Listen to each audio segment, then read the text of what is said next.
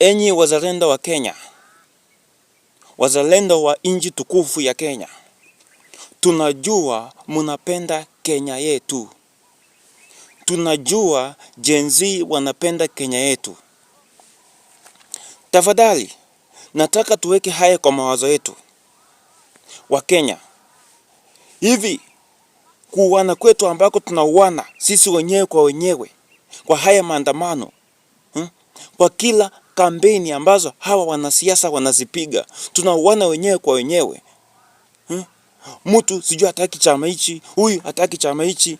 Mnadhani kwamba haya ambayo tunafanya na kuuana, huu ni uzalendo? Cha kwanza msichoelewa ni kwamba hawa wanasiasa hawana utofauti wowote. Kwenye macho ya serikali, ama kwa Kiingereza tunaita public, wanajionyesha kwamba hawa watu hawaendani, wanatofautiana. Lakini kiukweli wa mambo ni kwamba hawa watu hawatofautiani.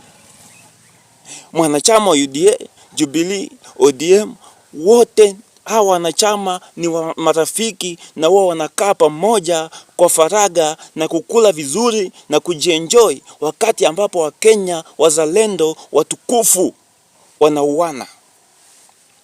Nyinyi mnauana Kibra, hao wanakaa Embakasi. Wanakaa mchana saa 5 wameuana, usiku saa 6 ya usiku wanakaa Embakasi kwa kilabu wanakunywa kisherekea. Kwa nini washerekee? Mnauana, hiyo ni kafara. Mnapouana hivyo ni kafara. Kafara zinatoka, kafara zinapeanwa. Damu zenu zinatumika kama kafara kuwaridhisha wao. Kuna wengine wao kuingia kwenye siasa si kushinda. Hawataki vile viti. Hata wakishinda, wakipewa viti hawachukui. Kwa nini?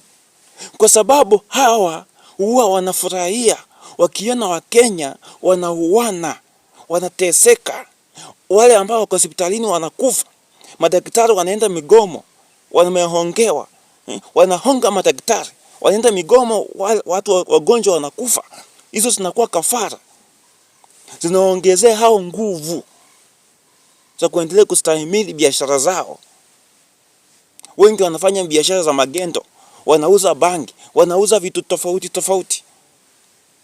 Ila sisi Wakenya wazalendo sasa, wenye kiwango cha chini kama mimi, tunaendelea kupoteza maisha yetu.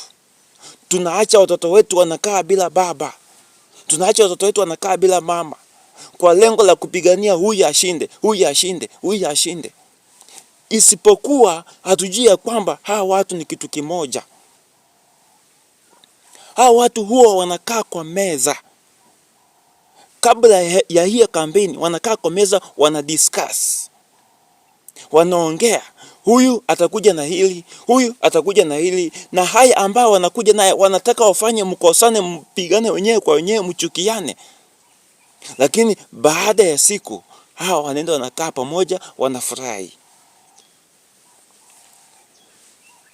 Wakenya wenzangu, miaka zingine zenye zimeisha tumekuwa tunaumia.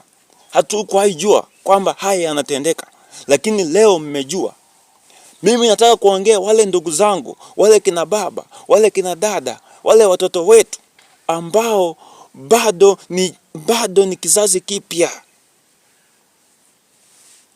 Tukue waangalifu, tusiweze kuuana kama kuku.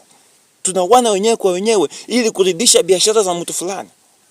Tunauana hapa Kenya, tunauana kule Bungoma, tunauana kule Kisumu, tunauana mahali popote, tunauana kule Kimilili, lakini mtu ako Nairobi amekaa amefurahi.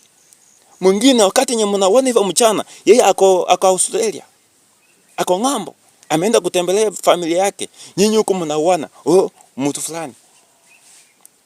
Mkiuana hivyo, nguvu zake zinaongezeka. Anakuwa na nguvu zaidi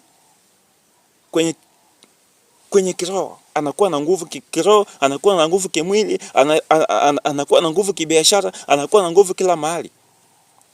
Na sisi ndo tunamchangia. Tafadhali Wakenya wenzangu, Mimi sitataja mtu, lakini nasema ya kwamba tafadhali kuwa waangalifu. Mwaka huu hatutaki mauaji. Wacha kura zikuwe za amani. Kama mtu anaweza piga kura yake apige, na kama mtu anakuja na siasa ya maandamano tuachane nayo. Hatuko tayari kukufa. Tumeua watu wengi, tumeuana sisi wenyewe, lakini mara hii hatuwezi kufa. Kura ya haki itatendeka.